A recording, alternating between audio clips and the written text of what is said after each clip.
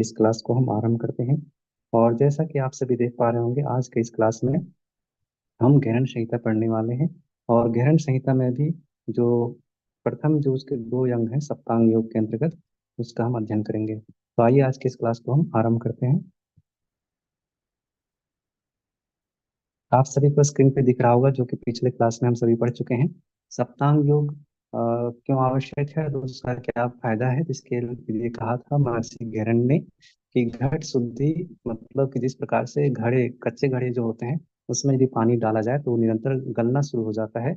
जबकि वही घड़ा जो है अग्नि से यदि परितप्त हो जाए, पक जाए, तो वह उसको नुकसान नहीं करता, बल्कि वह जल उसमें अच्छे से स्थिर हो जाता है। ठीक उसी प्रकार से जो मनुष्य का शरीर है, शरीर रूपी घड़े योगाग्नि में तप्त हो जाने से वह पूरी तरीके से शुद्ध हो जाता है। तो इसलिए हम भी यदि योग अग्नि के माध्यम से अपने शरीर रूपी घड़े को यदि माना जाए, उसको हम यदि परितप्त कर लेते हैं, तो हमारा भी शरीर परिशुद्ध हो जाएगा। तो इसीलिए सटकर्म सबसे पहले जब हम देखते हैं कि सप्तांग योग है, तो सप्तांग योग में जो सबसे पहले जो मंत्र आता है, श्लोक आता है, 9वें श्लोक में कहा गया है, शोधनम दृढ़ता चैव धैर्यम स्थैर्यं धैर्यं च लाघवं प्रत्यक्षम निर्लिप्तम च घटस्थ सप्त साधनम। मतलब कि सबसे पहले जो है वह अंग का हम अभ्यास करते हैं जिससे हमारा शुद्धि होता है, शरीर की शुद्धि। और दृढ़ता मतलब कि शरीर में दृढ़ता आता है, स्थिरता जो कि प्रत्याहार से होता है।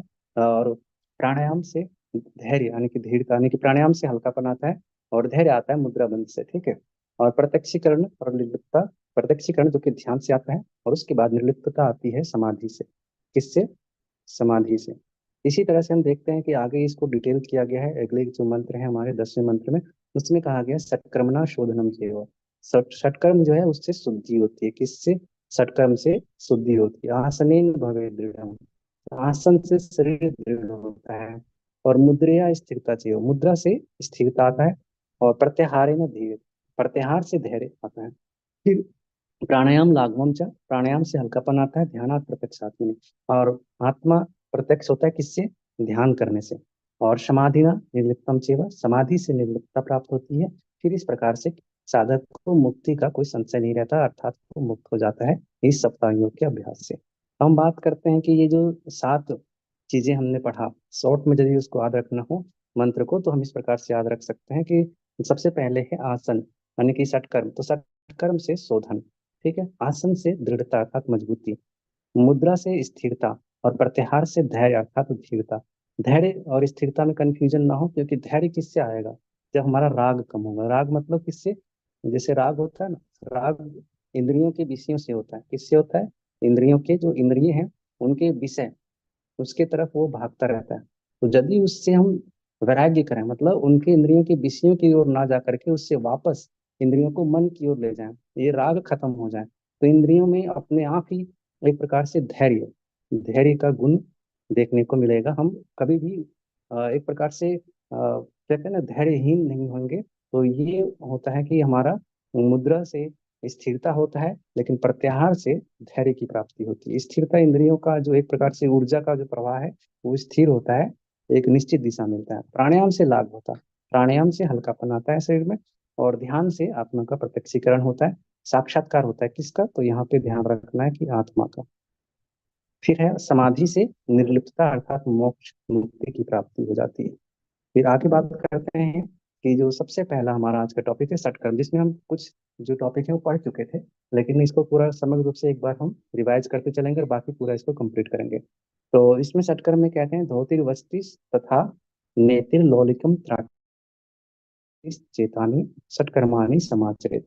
मतलब धोती वस्ती तथा नीति, मतलब कि ये धोती वस्ती और नीति, ये 3 पहले हो गए। फिर लौलिकी त्राटकम तथा कपाल भाती चेतानी सत्कर्माणि समाचरेत।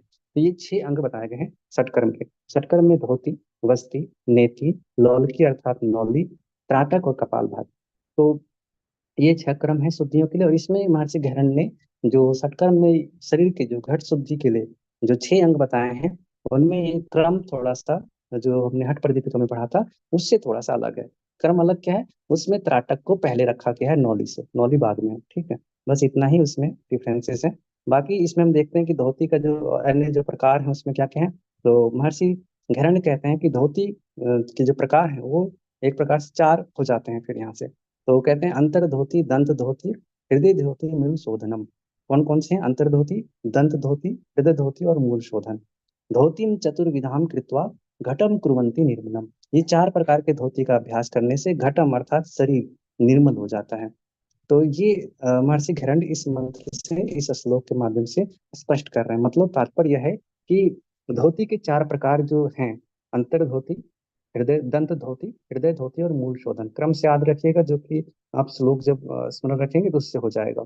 और इस प्रकार से ये जो चार धोती हैं, उनके अभ्यास से साधक अपने शरीर को की शुद्धि करना चाहिए, जिससे उसका शरीर निर्मल रहता है। अब इसमें जो धोती के जो चार प्रकार बताए गए, उनमें भी अलग अलग प्रकार के सबके भेद हैं। तो उन टोटल जो मिलाया जाए तो टोटल जो धोती होंगे वो 13 प्रकार के होंगे। अब अंतर धोती के प्रकार के बारे में बात करते हैं। तो अंतर धोती के बारे में फिर कहा गया है कि वात सारम, वारी सारम, वहनी सारम, बहिष्कृतम, घटस्य निर्मलार्थाय अंतर धोती चतुर्विधा। तो घट के निर्मलार्थ है, यानी कि निर्मल करने के लिए अंत धोती भी चार प्रकार के बताए गए हैं। कौन कौन से? वातसार, वारिसार, वहनीसार और बहिष्कृत। तो ये चार प्रकार के धोती बताए गए हैं। इनमें से वातसार मतलब, वात मतलब क्या होता है? हवा, वायु। ठीक है। तो वायु तत्व के माध्यम से, सार मतलब तत्व, एक तरह से याद रख सकते हो। वारी मतलब जल, जल तत्व के माध्यम से। और वहनी मतलब आग, अग्नि तत्व के माध्यम से जो शुद्धि होती है। और बहिष्कृत जो एक इन सबसे अलग एक अभ्यास है, जिसके माध्यम से हम शरीर को शुद्ध कर सकते हैं। और ये सारे किसके अंतर्गत आएगा? ये सारे अंतर्धोती के अंतर्गत आएंगे। ठीक है। अब इसमें देखते हैं कि ये चारों प्रकारों में सबसे पहले प्रकार का जो है अंतर्धोती के जो प्रकार है, उसके चार भेद हमने यहाँ पे देख लिए हैं। और इसको अच्छे से आप क्रम से याद रख लीजिएगा, क्योंकि इसमें से पूछ सकता है कि जो अंतर्धोती है उसके अंतर्गत कौन इनमें से सम्मिलित नहीं है। तो कोई अन्य जो धोती के प्रकार है उनमें से एक आध मिक्स करके कंफ्यूज किया जा सकता है। फिर कहते हैं वातसार धोती क्या है। इसके बारे में हम पहले भी बात कर चुके हैं, यहाँ पे एक बार और हम रिवाइज कर लेते हैं कि वातसार धोती, जैसा कि नाम से ही स्पष्ट है, वात अर्थात हवा, वायु, और सार का मतलब तत्व, अर्थात वायु तत्व द्वारा शुद्धि। तो वायु तत्व द्वारा शुद्धि जो हम करते हैं, तो विधि क्या है? तो उसमें कहते हैं जो हमारे साधक हैं, जो व्यक्ति हैं, जो अभ्यास करने वाले हैं, उनको अपने मुख को कौवे की चोंच की तरह बना करके उससे धीरे धीरे प्राणवायु को पीना चाहिए। मतलब कि जैसे सपोज कीजिए कि जो साधक है वो अ, वातसार धोती करना चाहता है, तो उसे सबसे पहले जो अपने मुख से कौवे की चोंच की भांति, मतलब कि पतला कर करके नली की भांति उसको वायु को पीना है। वायु को जैसे श्वास लेंगे तो सीधा लंग्स में चला जाता है, तो वो श्वास नहीं लेना है, मतलब खींचना नहीं है, नहीं तो ये क्या होगा, आपके लंग्स में सीधा वो चला जाएगा, मतलब कि, और लंग्स में जाएगा तो फिर वो पेट में तो गया नहीं। तो इसलिए उसको पीना है। पीना शब्द यहाँ पे यूज किया गया, देखो, पिबेद वायु शनै शनै, वायु को धीरे धीरे पीना है।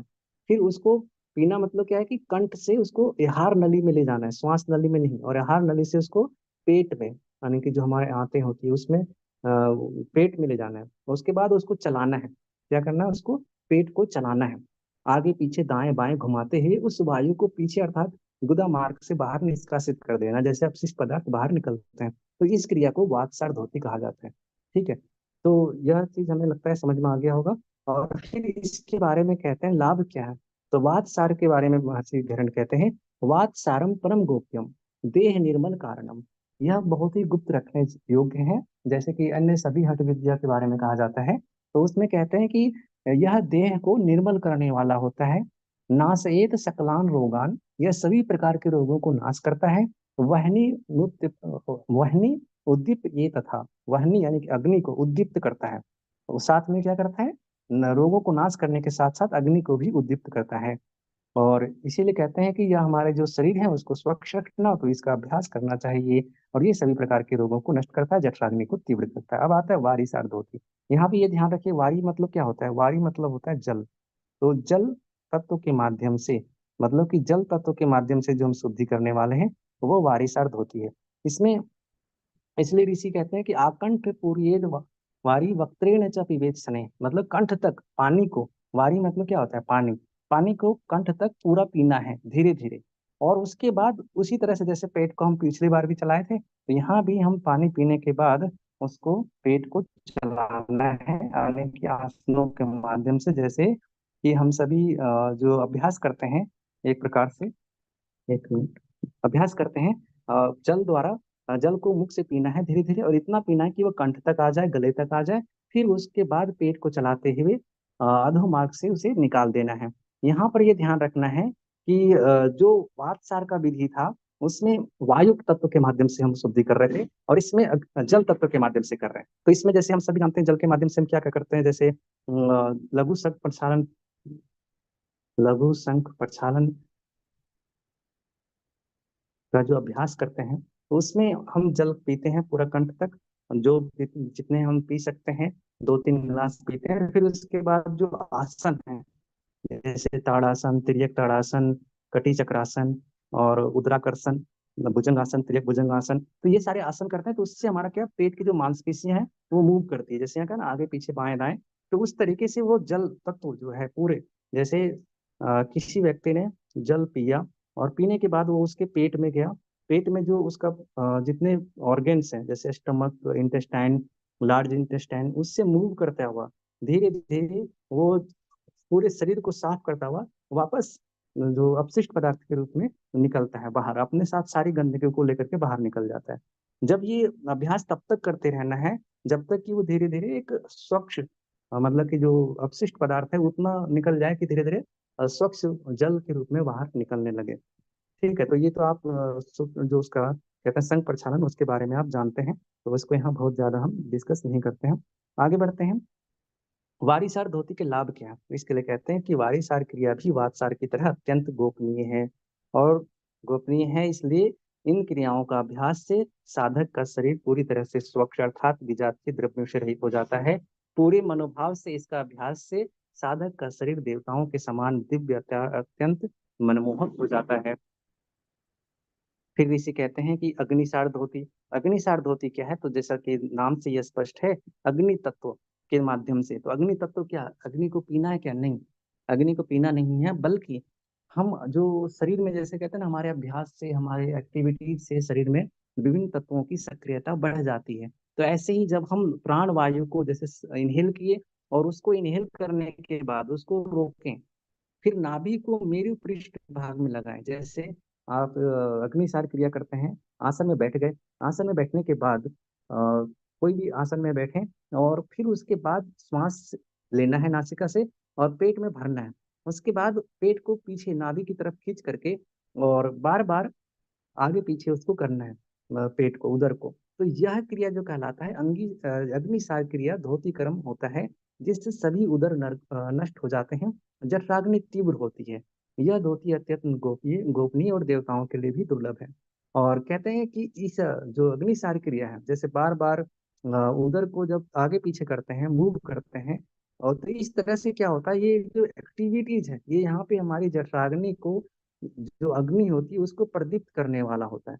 तो इसलिए इसको क्या कहा जाता है कि अग्निसार क्रिया, मतलब अग्नि तत्व को एक्टिवेट करता है। तो इससे हमारा शरीर देवताओं जैसा हो जाता है, इसमें कोई संदेह नहीं है, इसके बेनिफिट के रूप में इसमें हम देख सकते हैं।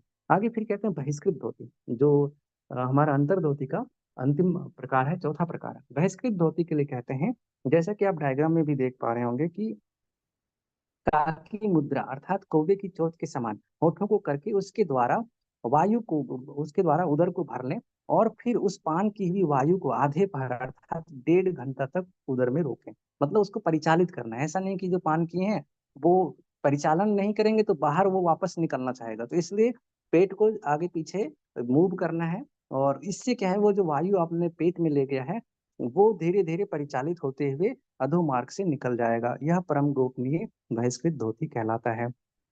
ठीक है, और नेक्स्ट हम बात करते हैं जो प्रक्षालन क्रम है। प्रक्षालन क्रम क्या है, इसी में आता है कि जिसमें हम नाभि तक जल में खड़े होकर के शक्ति नाड़ी अर्थात जो एनएस पार्ट होता है, जो जिससे मल का निष्कासन होता है, उसको निकाल करके प्रक्षालन करें। यह थोड़ा कठिन है और अभ्यास सही होता है, इसलिए इसमें कहा जाता है कि जिससे मल का त्याग होता है, जब नाड़ी की सफाई हो जाती है तो उसे पुनः अंदर खींच लेते हैं या उसे धकेल देते हैं। तो कहेंगे कि ऐसा कैसे हो सकता है, तो जैसे जो डिजीज होते हैं जिसको कहते हैं कि एक प्रकार से फिस्टुला, और ऐसे कई प्रकार के डिजीज होते हैं जिसमें मांसपेशियां अपने आप ही जब उसमें अत्यधिक किसी प्रकार का से तनाव आ जाता है या चिंता वगैरह के कारण से जो उसमें वो मांसपेशियां अपने आप ही बाहर की ओर निकलने लगता है। तो उससे भी क्या कहते हैं ऋषि, जब जो योगी होते हैं, यदि उसके बड़ी आंत में सफाई नहीं हो रही है अच्छे से, तो वह इस प्रकार से प्रक्षालन कर्म भी कर सकता है, जिससे उनके जो अपशिष्ट पदार्थ जो रुक रहे हैं, जिसके कारण से बीमारियां उत्पन्न हो रही है, और इस प्रकार के जो असाध्य तरीके के जो रोग हो जाते हैं जिसमें बाद में ऑपरेशन भी करने पड़ते हैं, तो उन सब चीज से मुक्त होने के लिए ये बता रहे हैं कि किस प्रकार से जब बीमारी ना हुए हों तब भी हम शुद्धि कर सकते हैं। तो इसके अभ्यास से साधक देवता के समान शरीर को प्राप्त कर लेता है। जब तक साधक में इतना सामर्थ्य उत्पन्न ना हो जाए कि वह वायु को आधे पहर तक उदर में रोक सके, तब तक उसे बहिष्कृत संज्ञक महाधोती नहीं करना चाहिए। बहिष्कृत संज्ञक धोती को क्या कहा गया है? महाधोती कहा गया है। इसको तब तक नहीं करना चाहिए, मतलब ये कठिन है। फिर आता है दूसरा टाइप, दंत धोती। दंत धोती मतलब कि जैसे नाम से क्या लगता है कि दांत की सफाई करने वाला, लेकिन केवल दांत की नहीं है इसमें। दंत धोती में केवल दांतों की सफाई के बारे में नहीं कहा गया। दंत धोती के प्रकार में देखेंगे तो ये भी चार प्रकार के हैं। इसमें क्या कहते हैं? दंत मूलम, जीवा मूलम, रंध्रम च कर्ण युग्मयो, कपाल रंध्रम पंचेते, दंत धोतिर विधीयते। यानी कि जो दंत मूल है, जीवा मूल है, कर्ण रंध्र युग्मयो, युग्मयो मतलब दोनों, दो कान होते हैं, तो ये दोनों कान को यहाँ पे कहा गया है। कहते हैं कि हमारा सबसे पहले दांत हो गया, ठीक है, जीवा हो गया, और जीवा के बाद में जो कान है, दोनों तरफ के कानों का, उसके बाद कपाल रंध्र, कपाल प्रदेश का, ये जो पांचों हैं, इन इससे जो शुद्धियां होती है, तो ये चार प्रकार की धोतियां होंगी। इनमें कान रंध्रों से होने वाली दो धोती मानी जाए तो ये पांच हो जाती है तो पांच मूल रूप से, लेकिन कान दो है तो दोनों की शुद्धि को काउंट करके पांच कहे गए। तो दंत धोती का शब्द यहाँ दांत की सफाई से है, लेकिन ये पूरा का पूरा शीर्ष प्रदेश की सफाई इसमें इंक्लूडेड है, केवल दांत की सफाई नहीं। तो इसमें पहला अभ्यास है दंतमूल अर्थात दांतों की जड़ से सफाई। दूसरा है जीवा मूल अर्थात जीव और उसके मूल की सफाई।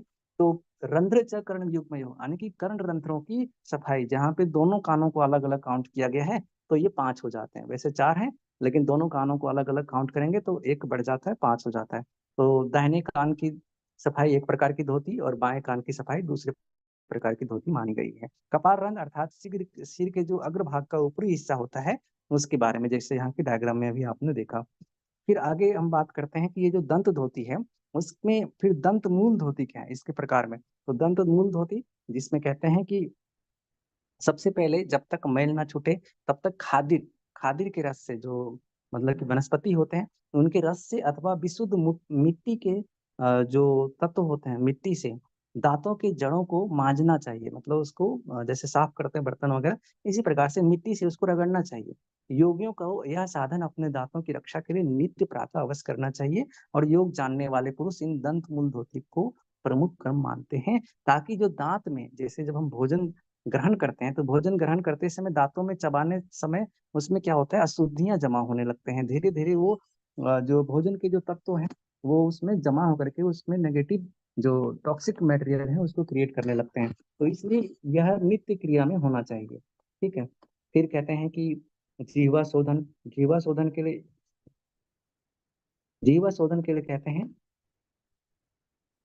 कि जब जीवा शुद्धि का कारण बताता हूँ, यदि दीर्घ अर्थात लंबिका कहलाने वाला प्रयोग जरा मरण एवं रोग आदि का नाशक है। जब हम जीवा शोधन करते हैं तो जीव भी एक प्रकार से जब हम खेचरी मुद्रा का अध्ययन करते हैं तो उसमें क्या करते हैं, जीव को रिटर्न मतलब कि इतना लंबा कर लेते हैं कि उसे वापस कपाल गुहा में प्रविष्ट करा सकें। तो इसलिए कहते हैं कि यह जो जीवा एक प्रकार से ऐसा अभ्यास है जिससे कि हमारा जीवा लंबा होकर के दीर्घ लंबिका कहलाने वाला यह प्रयोग जरा मरण एवं रोग आदि का नाश करने वाला होता है। तो इसलिए जीवा का शुद्धि करना चाहिए। महर्षि गहरन ने कहा कि जीवा शोधन क्रिया, इसका अर्थ होता है जीव की स्वच्छता, जीव का स्वच्छता, उसकी शुद्धि, सफाई, और साथ ही जीवा शोधन की क्रिया या जीवा मूल जो धोती कहलाती है, इस प्रक्रिया द्वारा जीवा की लंबाई बढ़ती है, और जीवा की लंबाई बढ़ने का मतलब है कि व्याधि, बुढ़ापा और मृत्यु को दूर भगाया जाता है। तो फिर ऋषि कहते हैं कि हमें तर्जनी, मध्यमा और अनामिका, ये तीन उंगली जो है, तर्जनी, मध्यमा, अनामिका, क्रमशः तीनों उंगलियों को मिलाकर कंठ में डालकर जिह्वा की जड़ को स्वच्छ करना चाहिए। फिर धीरे धीरे कोमलता से रगड़ने से कफ दोष का निवारण होता है। ठीक है, जिह्वा जो मूल है उसके माध्यम से कफ दोषों का निवारण होता है। जब यह सफाई और रगड़ा हो जाए तब जीभ में थोड़ा मक्खन लगा लें।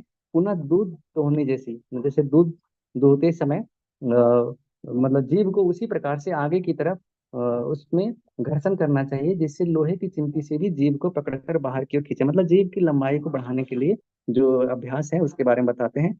और यह अभ्यास को प्रतिदिन सूर्यास्त एवं सूर्यास्त यानी कि सूर्योदय और सूर्यास्त के समय करना चाहिए, जिससे जीवा की लंबाई बढ़ जाती है। मतलब सुबह शाम ये अभ्यास करने के लिए बताया गया है।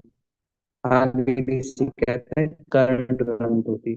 कर्ण रंग धोती का वर्णन दंत धोती के अंतर्गत आता है। दंत धोती का तीसरा एवं चौथा प्रकार है, क्योंकि दो कान के बारे में अलग अलग बताएं तो महर्षि ग्रहण कहते हैं दोनों कानों के लिए, तो वो अलग अलग तीन और चार स्टेप में उसको मान लेते हैं कि तीसरा और चौथा जो अभ्यास है वो एक मान लो बाएं कर्म और कान, और चौथा जो है वो दाहिने कान के लिए। तो इस प्रकार से ये कर्ण रंध्र धोती, कर्ण रंध्र मतलब कान के छिद्रों को शुद्ध करने वाला। इसमें हम क्या करते हैं, तर्जनी और अनामिका को मिलाकर योगी जन दोनों कानों के छिद्रों की सफाई करते हैं। यह विधि नित्य अभ्यास जब हम इसके करते हैं इस विधि से, तो जो नाद की अनुभूति, मतलब नाद जो हम नहीं सुन पाते नॉर्मली, उसको भी सुनने की क्षमता आ जाती है। तो कहा जाए इस तरह से तर्जनी और अनामिका से कान के छिद्रों की सफाई करने की विधि को कर्णधोती हम यहाँ पे देखते हैं। आगे ऋषि कहते हैं कि जो कपाल रंध्र है, कपाल रंध्र में क्या करते हैं, चौथा प्रकार है। तो इसमें अपने दाहिने हाथ की अंगुलियों को समेटकर एक कप की आकृति बना लेना चाहिए, और उस कप वाले आकृति से हाथ में पानी भर करके कपाल रंध्र में, ब्रह्म रंध्र में थपकी देना चाहिए। मतलब जैसे नहाते समय भी ऐसा कर सकते हैं। इस प्रकार के अभ्यास से कफ दोष से मुक्ति मिलती है, और खोपड़ी के ऊपर जो नाड़ियां होती है वो निर्मल बनती है, दिव्य दृष्टि की प्राप्ति होती है। ये ध्यान रखने योग्य है। कपाल रंध्र धोती से भी जो हमारे जो अस्कल हैं, खोपड़ी हैं, शीर्ष प्रदेश के ऊपर जो नाड़ियां, न्यूरॉन्स जो होते हैं, वे सभी निर्मल बनते हैं और दिव्य दृष्टि की प्राप्ति होती है।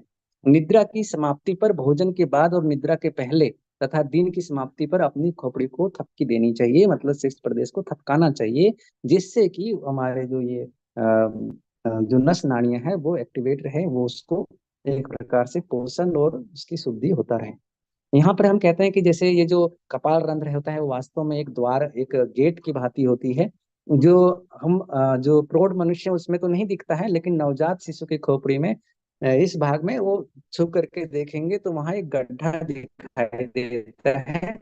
जैसे जैसे व्यक्ति बड़ा होता जाता है वह बंद होने लगता है, किंतु वह एक सहस्त्रार का क्षेत्र होता है। और जब योगी लोग प्राण छोड़ते हैं तो सच्चा योगी इसी सहस्त्रार चक्र से अपने प्राण को छोड़ता है। इसका तात्पर्य है कि जीवनी शक्ति ब्रह्मरंध्र में समाप्त होती है, उसी से शरीर में प्रवेश करती है। तो ब्रह्मरंध्र शरीर के विकास के साथ साथ धीरे धीरे बंद होता है। योगी कहते हैं कि ब्रह्मरंध्र सहस्त्रार है, ऐसा हम इसमें देख सकते हैं। मस्तिष्क की जितनी संवेदनशील नाड़ियां हैं वे इसी क्षेत्र में स्थित होते हैं। तो इसीलिए हमें इसका विधि में देखना है, यह है कि जो हाथ की अंगुलियों तथा अंगूठे को जोड़कर हथेली को कप नुमा आकृति में बनाना है।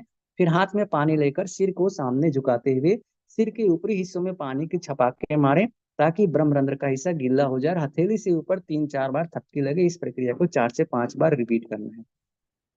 अब आता है हृदय धोती। हृदय धोती त्रिविधाम कुर्याद दंड वमन वशाशा। वससा मतलब वस्त्र से। तो ये 3 प्रकार के होते हैं। कैसे, दंड, वमन और वसस। वसन अर्थात वस्त्र, तो वसन यानी कि वस्त्र कहते हैं। तो दंड धोती, वमन धोती और वसन यानी कि वस्त्र धोती, ये 3 प्रकार के बताए गए हृदय धोती। हृदय का अर्थ होता है, जैसे हम वास्तव में हृदय किसको समझते हैं, जो हमारा हार्ट है। और धोती का अर्थ है स्वच्छता, यानी कि हृदय की सफाई। यह क्रिया हृदय धोती कहलाती है। तो हृदय मतलब केवल हृदय नहीं, बल्कि हृदय प्रदेश की सफाई, मतलब कंप्लीट रूप में देखा जाए तो इसमें अन्न नलिका यानी कि आहार नली, जो हम सभी का आहार नली, जहाँ से हम भोजन ग्रहण करते हैं, इसमें। फिर उसके बाद हो गया फेफड़े, ठीक है, और उसके बाद पेट यानी कि अमाशय। इन सभी की सफाई जो होता है इसमें आते हैं। तो अन्न नलिका, आहार नलिका से लेकर के यानी कि इसोफेगस से लेकर के स्टमक तक की ये जो पूरी सफाई है, यह इसमें आता है हृदय धोती के अंतर्गत।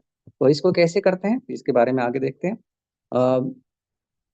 इस अभ्यास में हम देखते हैं कि जितने भी हमारे छाती में एक शून्य उत्पन्न करना होता है, जिसके द्वारा हमारे फेफड़े के भीतर एकत्र कफ और अशुद्ध तत्व को बाहर निकाल सके, तो श्वसन नली से भी इन्हें बाहर निकालें। इन प्रक्रियाओं के समूह को हृदय धोती का नाम दिया गया है। इसमें 3 प्रकार के अभ्यास से किया जाता है। पहला है दंड धोती, दूसरा है वमन धोती और तीसरा है वस्त्र धोती। दंड धोती के लिए बेंत अथवा केले का डंडा, हल्दी का पत्ता, हल्दी के पत्ता का जो तना होता है, जो डंठल टाइप का होता है, इन तीनों का प्रयोग किया जाता है। और इसमें वस्त्र धोती के लिए कपड़े का प्रयोग किया जाता है। किसके लिए? वस्त्र धोती के लिए। जो सूती के वस्त्र होते हैं, स्वच्छ वस्त्र, उसका प्रयोग किया जाता है वस्त्र धोती के लिए। ठीक है। अब आगे ऋषि कहते हैं कि दंड धोती। दंड धोती में क्या करते हैं? केले के मृदु मतलब कि कोमल भाग के डंडे को, हल्दी के डंडे, केले अथवा हल्दी के डंडे को, बेंत को हृदय के मध्य, हृदय के मध्य यानी कि आहार नली में उसमें घुसा करके धीरे धीरे निकालना चाहिए। फिर कफ पीद क्लेद का मुख द्वारा रेचन करें। जैसे कि रबर का जो दंड धोती हम लोग करते हैं ना, तो रबर से बना हुआ होता है, तो उसको क्या करते हैं, मुख से उसको ग्रहण करते हैं। और जब वो रबर अंदर पेट में जाता है तो वहां जो कफ पीत आदि जो जमा रहता है वो उस नली से बाहर उसमें से निकलना शुरू हो जाता है। तो इसी प्रकार से यदि पहले के समय में क्या होता था कि ऋषि लोग दंड यानी कि जो मृदु भाग होते थे केले के, या फिर जो हल्दी के डंडे हैं उसके माध्यम से भी यह दंड धोती का अभ्यास करते थे। तो यह कर्म हृदय रोग का निश्चित रूप से नाश कर देता है, ऐसा ऋषि कहते हैं। फिर कहते हैं कि इसमें बात वही है, विधि हम सभी जान चुके हैं कि केले के डंडे या हल्दी के जो डंडे बेंत हैं उसके हृदय के मध्य में यानी कि आहार नाल से डालता हुआ उसको ले जाना है। और फिर वो पेट के पास जाता है, और उसमें वहां जो हमारे श्लेष्मा पीत कफ आदि जो जमा होते हैं वो सब उसके सहारे से बाहर निकल आता है, क्योंकि पेट में एक तरह से प्रेशर जो होता है ना बाह्य वायु का, तो उस प्रेशर को, क्योंकि यहाँ अभी कैसे नहीं निकल रहा, अभी इसलिए नहीं निकलता क्योंकि कंठ बंद रहता है। और ऊपर से ऊपर चढ़ने के लिए दो दो जगह, जैसे हम सभी जब एनाटमी पढ़ेंगे ना, तो एनाटमी में देखेंगे कि जो एक तो कंठ प्रदेश में ऊपर में एक लॉक होता है जिसको स्फिंक्टर्स कहते हैं। और फिर यहाँ से जो आहार नली में जो जाता है अमाशय, तो अमाशय में भी वहाँ पे जो अमाशय है, अमाशय के पास भी एक यहाँ पे लॉक होता है। तो इसलिए यहाँ का जो भी कुछ तत्व है वो वापस आसानी से ऊपर नहीं जा सकता, दो दो लॉक लगे होते हैं। तो अब जब इसमें हम कोई बेंत या किसी भी रबर को जब इसमें प्रविष्ट करते हैं, तो यहाँ पे आने की वजह से जो प्रेशर होता है उसके माध्यम से ये तो जो इसमें लॉक होता है वो फिर नली पे तो काम करता है लेकिन नली के अंदर काम नहीं कर सकता। तो नली के अंदर वो स्पेस पाने की वजह से ये अपने आप ही ऊपर बाहर निकलने लगता है, और जो भी उसमें जमा हुआ विजातीय तरह है वो बाहर आ जाता है। तो ऐसा आप सभी प्रैक्टिस में भी करते होंगे। तो यही बता रहे हैं कि सामान्यतः या 4-5 इंच लंबा जो डंडे हैं केले के या हल्दी का, उसको लेना चाहिए और उसे पानी में पहले उबाल करके उसे नरम कर लेना चाहिए, तब उसको जैसे रबर का जो दंड होता है उसको हम प्रवेश करते हैं, ऐसे ही इसके माध्यम से अभ्यास कर सकते हैं। वमन धोती क्या है?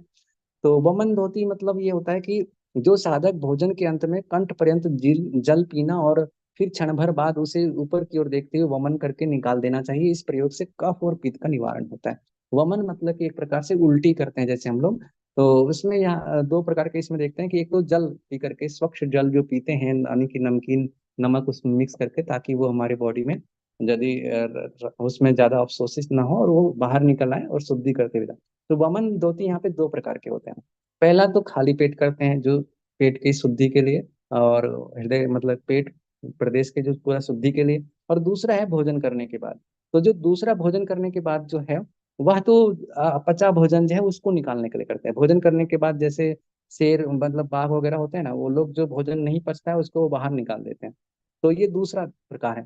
खाली पेट में करते हैं तो जैसे वमन हो गया, जिसको हम कुंजल के रूप में भी देख सकते हैं। तो वमन धोती के प्रथम प्रकार को कुंजल क्रिया और दूसरे को व्याघ्र क्रिया कहते हैं। व्याघ्र क्रिया क्योंकि बाघ वगैरह जो होते हैं वही सब अपने आधे अध पचे या फिर बिना पचे अनाज को या जो भी वो खाते हैं मांसाहार वगैरह उनको वो बाहर निकाल देते हैं ताकि उसका डाइजेस्टिव सिस्टम वीक ना हो। कुंजल क्रिया का अभ्यास सामान्य तथा स्वस्थ व्यक्ति के लिए है, और व्याघ्र क्रिया का अभ्यास रोग अवस्था में करना चाहिए जब तक पेट में तकलीफ हो। उपयुक्त मंत्र में व्याघ्र क्रिया का वर्णन यहाँ पे देखने को मिलता है। तो फिर आगे ऋषि कहते हैं कि कुंजल क्रिया क्या है। कुंजल क्रिया को यदि हम समझना चाहें तो इसमें अमाशय से जो मुख तक हम अमाशय से मुख तक अन्न नली की सफाई इसमें होता है। जैसे इसको डायग्राम के माध्यम से देखना चाहें तो ये जैसे मान लीजिए ये हार नाल है हमारा, और ये हमारा पेट है। ठीक है। तो इस तरह से जो फिर यहाँ पे आते हैं। अब ये जो पेट है यहाँ से जो जल है वो बाहर निकलता है मुख से। तो यहाँ तक की जो पूरी शुद्धि है पेट से लेकर के मुख तक की, इसको हम एक तरह से कुंजल क्रिया में देखते हैं। और यह खाली पेट किया जाता है। इसमें सुझाव दिया जाता है कि प्रातः काल नाश्ते से पूर्व इसका अभ्यास किया जाए, जिसमें नमकीन गुनगुना पानी मुंह से पी करके उसका वमन कर दिया जाता है। यह क्रिया पाचन क्रिया में बहुत सहायक होती है। जो एक्स्ट्रा श्लेष्मा, पित्त, कफ आदि जो जमा रहता है वो सब बाहर निकल आता है, शरीर के कार्य संतुलित होने लगता है। व्याघ्र क्रिया जो दूसरा है, यह भोजन के बाद पानी पी करके कंठ तक पूरा भर लेना होता है। कुछ क्षण के लिए अपनी दृष्टि को ऊपर करना होता है, उसके बाद पानी को बाहर निकाल देना चाहिए। यह व्याघ्र क्रिया है। प्रत्येक व्यक्ति इसे यह नहीं कर सकता और करना भी नहीं चाहिए। यहाँ पर जो व्याघ्र क्रिया को बतलाने का एक ही उद्देश्य है कि अन्न का वह भाग बाहर निकालना जो पचा हुआ ना हो। वस्त्र धोती, या फिर जैसे कोई व्यक्ति है जिसने अनजाने में विष वगैरह या कुछ ऐसा मिश्रित पदार्थ खा लिया है जो उसके स्वास्थ्य के लिए बिल्कुल हानिकारक है और उसे पता चले, तो उसको भी वो वमन के द्वारा, मतलब ये व्याघ्र क्रिया के द्वारा निकाल सकता है। ऐसा हम समझ सकते हैं। वस्त्र धोती क्या है? वह धोती वस्त्र धोती वह प्रक्रिया है वस्त्र धोती वह प्रक्रिया है जिसके द्वारा गले, अन्न नलिका, आमाशय को लंबे कपड़े की सहायता से साफ किया जाता है। अभी तक हम क्या कर रहे थे? पानी के द्वारा हम इसको कर रहे थे। अब हम वस्त्र के द्वारा इसमें कर रहे हैं। वस्त्र धोती की क्रिया कठिन होती हुई बहुत प्रचलित है, क्योंकि इसके गुण और लाभ अनेक है। महर्षि गहन कहते हैं कि इस क्रिया के अभ्यास से कफ और पित्त का निवारण तो होता ही है, गुर्दे की बीमारी, कोढ़, त्वचा के संक्रामक रोगों में भी यह लाभदायक होता है। इन रोगों में ये क्या होता है? लाभदायक होता है। इसको आप ध्यान रख सकते हैं। यह अभ्यास उन लोगों के लिए विशेष फलदायी है जो दमा रोग से पीड़ित हैं। ठीक है। तो ये वस्त्र धोती के बारे में कहते हैं। वस्त्र धोती में हम क्या करते हैं? तो कहते हैं महीन वस्त्र की 4 अंगुल चौड़ी पट्टी लेकर धीरे धीरे निकलना चाहिए, मतलब पतले वस्त्र का। और फिर धीरे धीरे उसे बाहर निकाल देना चाहिए। धीरे धीरे जैसे अब निकलना कैसे? जैसे कोई चीज हम ग्रहण करते हैं, खाते हैं, तो चबाना नहीं है बल्कि उसको चबाने जैसा ही उसको ताकि खाने जैसा फील हो और उसको हम निगल सके, नहीं तो वॉमिटिंग आने लगेगा। ये अभ्यास से ही हो पाता है। बहुत सरल नहीं है और बहुत कठिन भी है। इस वस्त्र धोती के अभ्यास से जो रोग है कौन कौन से इसमें नष्ट होते हैं? तो गुल्म, ज्वर, प्लीहा, कुष्ठ, कफ, पित्त के विकारों का शमन होता है। यह धोती आरोग्य, पुष्टि की दिनों दिन वृद्धि करता है।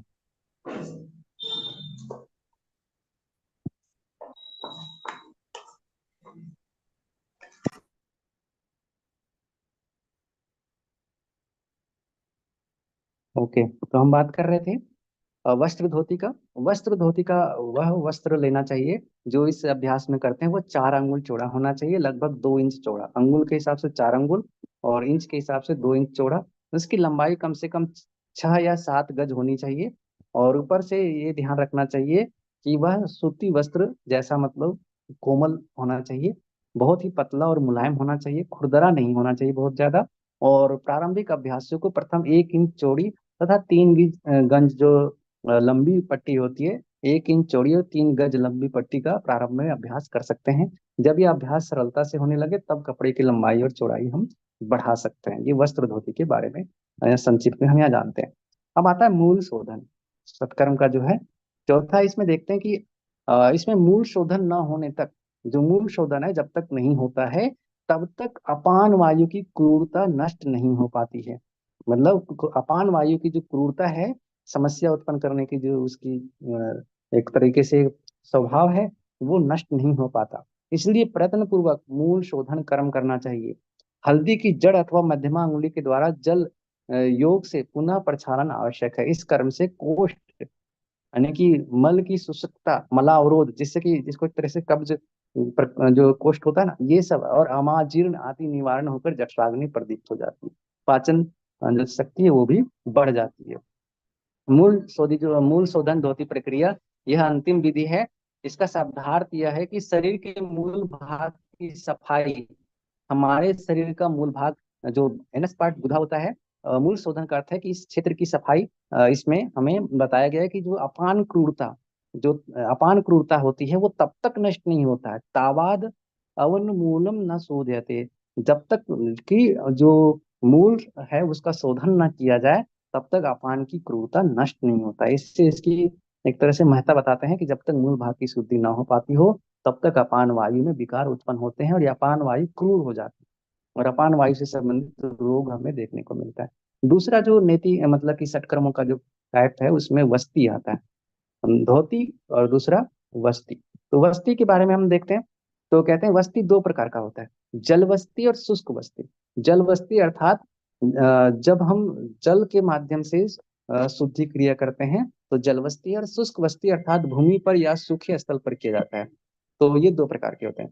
इसमें क्या करते हैं, वस्ती किसके पर जो हमारी बॉडी के लोअर पार्ट है उसकी शुद्धि करते हैं। तो गुदा द्वार के द्वारा वायु या जल भीतर की ओर खींचें, बड़ी आंत की सफाई उससे हो जाती है। आंतों को धोने एवं शुद्ध करने की यह सरल क्रिया है। बस्ती के दो प्रकार होते हैं, यानी कि शुष्क बस्ती और जल बस्ती। शुष्क अर्थात जिसको थल बस्ती या पृथ्वी तत्व से होने वाला होता है, और जल बस्ती जल तत्व से। तो यहाँ पर हम देखते हैं कि आंतों का शुद्धिकरण से संबंधित है। इसे थल बस्ती भी कहते हैं क्योंकि ये भूमि पर बैठ करके करते हैं, इसलिए सूखी बस्ती भी इसको लोग समझ लेते हैं। थल बस्ती नाम भी इसे दिया गया है, जिसका अभ्यास हम एनिमा के रूप में करते हैं। एनिमा में क्या होता है कि जो एक जल का पात्र होता है जिससे हम उसमें जल भरा हुआ होता है, एक नली के माध्यम से उसे एनस में जल को प्रविष्ट कराया जाता है। और फिर उसके बाद जब जो हमारे बड़ी आंत है उसमें जो जमा मल है वो पिघल करके उससे घुल करके जब सोच की महसूस होता है कि सोच जाना है, तो उसके बाद वो जाकर के उस जो अवशिष्ट पदार्थ है उसको बाहर निकालने में आसानी से उसे निकाल सकता है। तो ये जल बस्ती और स्थल बस्ती को हम धीरे देखते हैं कि ऋषि क्या कहते हैं। तो जल बस्ती के बारे में जो घृण ऋषि हैं वो कहते हैं कि जल में नाभि पर्यंत बैठकर उत्कट आसन लगाएं। एनिमा तो वो तो आधुनिक तरीके से करते हैं। बाकी जो अभ्यास है जलवस्ती करने का वो है कि नाभि पर्यंत बैठ करके उत्कट आसन लगाए, जैसे अभी आगे उत्कट आसन देखेंगे। तो उस आसन में बैठना है और गुह्य देश का आंकुंचन और प्रसार करें, मतलब कॉन्ट्रेक्शन और रिलैक्सेशन करें। यह जलवस्ती है। जलवस्ती को जो क्रम है इसके अभ्यास से प्रमेह उदावर्त क्रूर वायु का निवारण करके शरीर को कामदेव की भांति सुंदर बना देता है। वहीं दूसरा जो स्थल बस्ती है, स्थल बस्ती के बारे में क्या करते हैं, तो स्थल बस्ती में जो हमारा आसन है उसमें कहते हैं कि पश्चिमोत्तानासन में बैठ करके, किस आसन में, पश्चिमोत्तानासन में बैठ करके नीचे के भाग में जो हमारा जैसे अश्विनी मुद्रा जिसको कहते हैं, गुदा द्वार का आंकुंचन और प्रसार करना, जिसको अश्विनी मुद्रा के नाम से हम जानते हैं। तो उसमें पश्चिमोत्तानासन में बैठ करके वस्ती का प्रचालन कर रहे हैं। इससे स्थल वस्ती कहते हैं। स्थल मतलब जैसे कि भूमि पर बैठ करके कर रहे हैं। तो इससे जो शुष्क यानी कि वायु या फिर भूमि के तत्व के माध्यम से हो रहा है, तो इसके साधन से कोष्ठ के दोष, आमवात आदि रोगों का शमन और जठराग्नि का वर्धन होता है। तो इसमें यही ध्यान रखना है कि जमीन पर पश्चिमोत्तानासन में बैठना है, अश्विनी मुद्रा का अभ्यास करना है, गुदा का आंकुंचन प्रसार करते हैं। तो यह सामान्य अभ्यास से थोड़ा सा भिन्न है। और इसमें जो अभ्यास है पश्चिमोत्तानासन का, उसमें सिर को घुटने से नहीं लगाना है, जैसे कि हम सभी प्राय अभ्यास करते हैं कि यदि हम बैठते हैं तो जैसे मान लीजिए पैर फैला करके बैठा है कोई, और यह पहले क्या होते हैं नॉर्मली अपने सिर को, जब पश्चिमोत्तानासन में जाते हैं तो यहाँ पे सिर को घुटने से टच कराते हैं, ठीक है। लेकिन इसमें क्या करना है, सिर को घुटने से टच नहीं कराना है, बल्कि इसमें जो करना है वह केवल और केवल पश्चिमोत्तानासन के पोजीशन में रहना और हाथों से यानी कि अंगूठों को पकड़ना है, मतलब पूरा का पूरा आगे की तरफ झुकना नहीं है, ठीक है। तो ये थोड़ा सा डिफरेंट है। और इसमें पैरों को फैला करके उनके बीच 12 इंच का लगभग दूरी रखते हैं, और आगे उतना ही झुकना है जितना अपने पैरों को पकड़ सकें, मतलब जितना अंगूठे को पकड़ सकते हैं। रीढ़ की हड्डी सीधा रखना है। यह सरल पश्चिमोत्तान है, इससे अधिक आगे नहीं झुकना है। और इसमें अश्विनी मुद्रा का अभ्यास होता है इस पोजीशन में। तो पश्चिमोत्तानासन ऐसा नहीं कि बिल्कुल घुटने से सिर टच करना है, ऐसा नहीं है। और फिर अश्विनी मुद्रा के माध्यम से इसमें श्वास भी ध्यान रखना है कि श्वास कॉन्ट्रेक्शन और रिलैक्सेशन के माध्यम से श्वास का इनहेलेशन और एक्सहेलेशन करना है।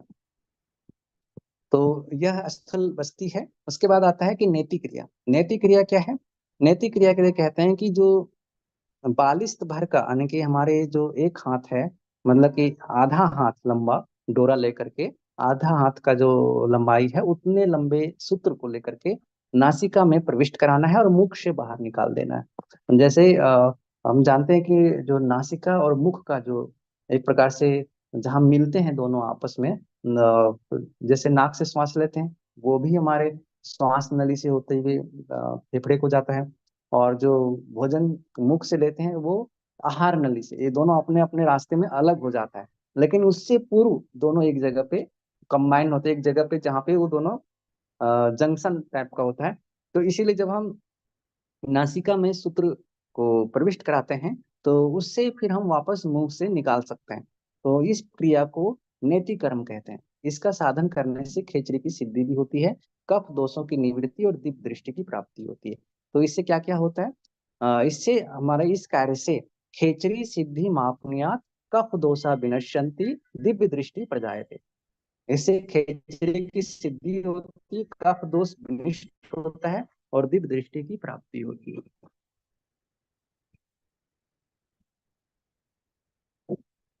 उसके बाद आता है लौल्की अर्थात नौली। नौली मतलब होता है हमारे जो उदर है, उदर को दोनों पार्थों, यानी कि दोनों जो पार्ट हैं लेफ्ट और राइट, उसमें अत्यंत वेग पूर्वक उसको घुमाना चाहिए। यह लौल्की अर्थात नौली कर्म सब प्रकार के रोगों को नष्ट करने वाला और जठर नाल यानी कि जठराग्नि को उद्दीपक की भांति उद्दीप्त करने वाला होता है।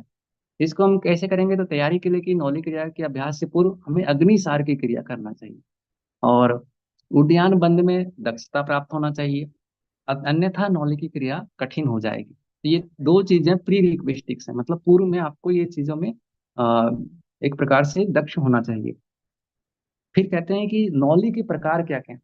तो नौली में जो एक प्रकार से देखा जाए तो इसमें चार हैं मुख्य टाइप, और चारों में से प्रथम जो है सामान्य या फिर मध्यम नौली, जिसमें पेट को मांसपेशियों को, जो ऊपरी मांसपेशियां उसको पेट के मध्य में कॉन्ट्रैक्ट करके रखते हैं।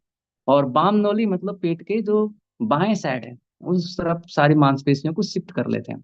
और दक्षिण नौली मतलब दाहिने तरफ। और भ्रमर नौली मतलब इसको रोटेट करना, दाएं से बाएं या फिर बाएं से दाएं। तो ये नौली के मतलब कि ये चारों प्रकार आप ध्यान रख सकते हैं। तो मध्यम नौली, वाम नौली, दक्षिण नौली और भ्रमर नौली, मतलब कि एक तो सबसे पहले मिडिल में और बाएं यानी कि लेफ्ट राइट एंड रोटेशन। तो मध्यम नौली अपनी आंतों को, आमाशय की मांसपेशियों को समेट करके बाएं तरफ में कर लेना, उस अवस्था में कुछ देर तक रहना। मध्यम नौली की अवस्था में जब हम, मतलब मध्यम नौली में जब थे, सेंटर में थे, तो उसके बाद वो मध्य की जो मांसपेशी है, वो पिंड सा जो दिखाई पड़ता है गोल होता है, उसको बाएं की ओर शिफ्ट कर लेना। फिर उसके बाद उसी चीज को दाएं की ओर, अमाशय की मांसपेशियों को दाएं ओर ले जाना। एक के बाद एक किए जाते हैं, परंतु तीनों अभ्यास एक दूसरे की पूर्णता में सहायक होते हैं। और इसमें अग्निसार और उड़ियान बंद के अभ्यास से मध्यम नौली की पूर्णता के बाद वाम और दक्षिण नौली सरल बन जाती है। जब इनमें पूर्ण दक्षता प्राप्त हो जाए तो चौथी नौली अर्थात भ्रमर नौली का अभ्यास करना चाहिए। ठीक है, इन तीनों को एक साथ जोड़ा जाता है, इस क्रिया को भ्रमर नौली कहा जाता है। केवल नौली इसको कहते हैं, या तो भ्रमर नौली या फिर केवल नौली। मतलब ये टैप तो केवल एक तरह से देखा जाए तो प्रैक्टिस के लिए है, ताकि यहाँ तक पहुंच सकें चौथे टैप तक। इसके दो भाग हैं। मांसपेशियों को 5-10 बार जितना हो सके घड़ी की सुई दिशा में, यानी कि क्लॉक वाइज लेफ्ट से राइट तरफ की ओर रोटेट करना है, और यानी कि दाएं से बाएं की ओर, जैसे कि राइट से लेफ्ट की ओर रोटेट करना है, और एंटी क्लॉकवाइज यानी कि विपरीत दिशा में, यानी कि लेफ्ट से राइट की ओर, दोनों तरफ से इसे रोटेट करना है। अब आता है जो त्राटक। त्राटक में क्या कहते हैं कि जब तक हम हमारे आंख से अश्रु ना गिरने लगे, तब तक एक सूक्ष्म लक्ष्य को अ, हम देखते हैं, निरीक्षेत। तो निमोसोन्मेषकम त्यक्त्वा सूक्ष्म लक्ष्यम निरीक्षेत, पतंति यावद श्रोणि त्राटकम प्रोक्षते बुद्धे। अर्थात जब हम किसी सूक्ष्म लक्ष्य को तब तक देखते हैं जब तक कि आंखों से अश्रु गिरने न लगे, तो वह त्राटक कहलाता है। और इस प्रकार से एवं अभ्यास योगेन शांभवी जायते ध्रुवम। त्राटक से क्या होता है, शांभवी जो मुद्रा है उसकी प्राप्ति होती है, शांभवी दृष्टि को प्राप्त करने वाली स्थिति होती है। और नेत्र रोगा विनश्यति, नेत्र रोग दूर होते हैं, दिव्य दृष्टि प्रजायते। त्राटक से दिव्य दृष्टि, नेत्र रोगों का विनाश और शांभवी मुद्रा की सिद्धि होती है। तो निमेष उन्मेष को रोक कर, मतलब पलक झपकना, पलक को खोलना, ये सबसे रोक करके, मतलब पलक बिल्कुल मूवमेंट ना हो, जब तक कि आंसू ना गिरने लगे तब तक किसी सूक्ष्म लक्ष्य को टकटकी लगाकर देखते रहने की क्रिया को त्राटक कहते हैं। तो इसी से क्वेश्चन पिछली बार शायद बनाया था, उसमें यही था कि त्राटक से संबंधित है, किसी सूक्ष्म लक्ष्य को उसमें पार्ट पार्ट कर दिया था। जब तक अश्रु ना गिरे, निमेष उन्मेष को रोक करके पहला, सूक्ष्म लक्ष्य को टकटकी लगा करके देखना, या फिर उसमें जैसे अन्य चीजें मिला दिया था, जैसे आज्ञा चक्र को देखना या नासाग्र दृष्टि रखना। तो ये सारी चीजें कंफ्यूज करने के लिए, तो नासाग्र दृष्टि तो है नहीं, शांभवी मुद्रा की स्थिति प्राप्त होती है, ये संबंधित है। दिव्य दृष्टि की प्राप्ति होती है, लाभ है उनके। नेत्र दोषों का निवारण होता है, ये भी उसका बेनिफिट है। तो इसलिए हमें चीजों को जब हम पढ़ें तो उसके जो मूल टेक्स्ट में है उसको जरूर ध्यान रखें। त्राटक के 3 प्रकार माने गए हैं, बहिर्त्राटक, अंतरंग त्राटक और अधोत्राटक। तीसरे प्रकार का जो त्राटक है अधोत्राटक, इसका अभ्यास आंखों को आधा खुला रख करके, और आधा खुला यानी कि आधा बंद और आधा खुला रहता है, इसके माध्यम से की जाती है। त्राटक के अभ्यास में आंखों की जो अवस्थाएं होती है उसके नाम यहाँ पर इस प्रकार से हम देखते हैं।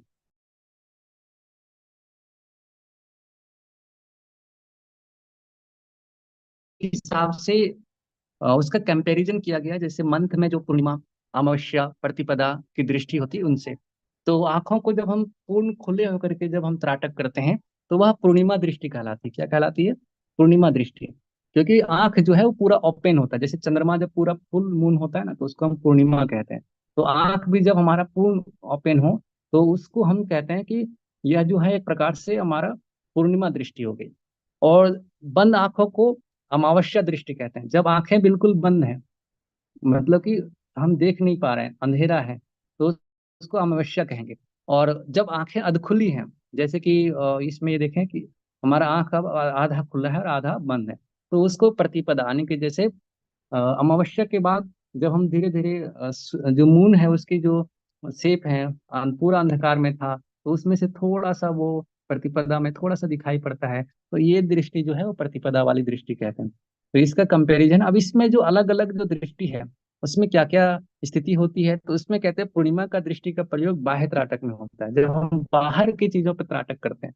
त्राटक में जैसे हम देखा ना कि बाहर की चीजों पे जो बहिर् त्राटक है उसमें पूर्णिमा दृष्टि प्रयुक्त होता है, क्योंकि आंखें खोल के ही देख सकते हैं बाहर की चीजों को। तो बाहर की दृष्टि जब हम त्राटक करेंगे, कोई भी जैसे कि दीपक की लौ है या फिर कैंडल का जो ज्योति है, इन सभी पे जब त्राटक करेंगे तो पूर्णिमा दृष्टि यानी कि बाह्य त्राटक के रूप में हम इसमें आंखें पूरे खोल करके ही इस पर हम त्राटक कर सकते हैं।